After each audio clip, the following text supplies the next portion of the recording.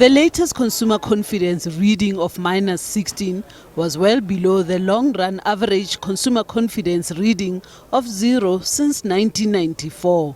The recovery in consumer confidence has been attributed to a strong rebound in the economic outlook and improvement in the ability to buy durable goods.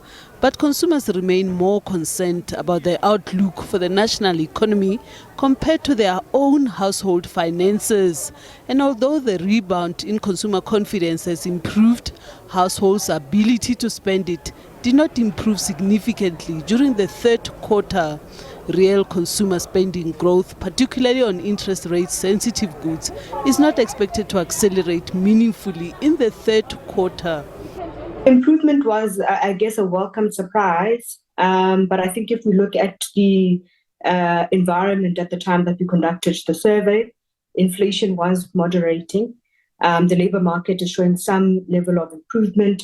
And I think just in terms of just uncertainty around our relations with the West.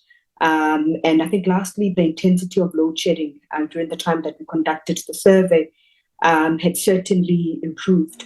On the ground, consumers continue to bear the brunt of the current high interest rate environment, high inflation, and the elevated cost of running a business.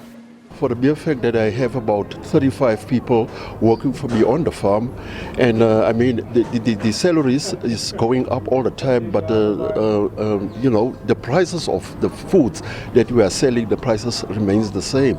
There is a high cost associated with borrowing.